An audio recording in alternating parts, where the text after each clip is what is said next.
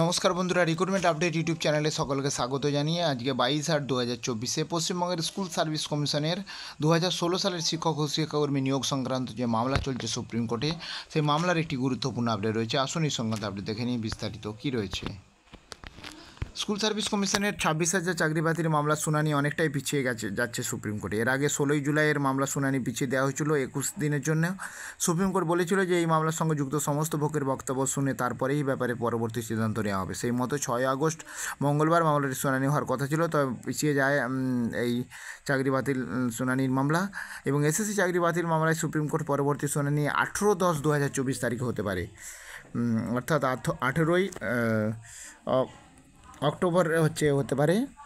এবং সর্বোচ্চ আদালতের প্রকাশিত কম্পিউটার জেনারেটেড তথ্যের ওপর ভিত্তি করে এই তারিখ সামনে আসছে। যদিও এই তারিখের পরিবর্তন হতে পারে, যদি সত্যিই এটা এতটা পিছিয়ে যায় শুনানি, তাহলে আশাহত হবেন যোগ্য চাকরি প্রার্থীরা।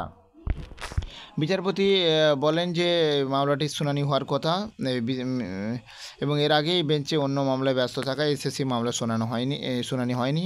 সুপ্রিম কোর্টের তরফে জানানো হয় আগামী 13ই আগস্ট এই মামলার শুনানি হওয়ার সম্ভাবনা রয়েছে, তবে সেদিনও শুনানি হয়নি। এই মামলায় বেশ কিছু নতুন আবেদন জমা পড়েছে। আদালত তাদের নিজেদের বক্তব্য 4 সদস্য কমিটিকে জানাতে সুযোগ দিয়েছে।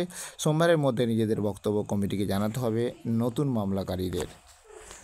এবং এসএসসি দুর্নীতি মামলায় প্রায় 26,000 চাকরি বাতিল করে কলকাতা হাইকোর্ট, তাকে চ্যালেঞ্জ করে সুপ্রিম কোর্টে মামলা দায়ের হয়। 5 পক্ষকে তাদের বক্তব্য জমা দিতে বলা হয়েছিল। আদালতের নির্দেশ মতো জমা পড়েছে, তবে তার বহর 10,269 পাতার। এসএসসি প্রায় 26,000 চাকরি বাতিলের মামলা চলছে সুপ্রিম কোর্টে।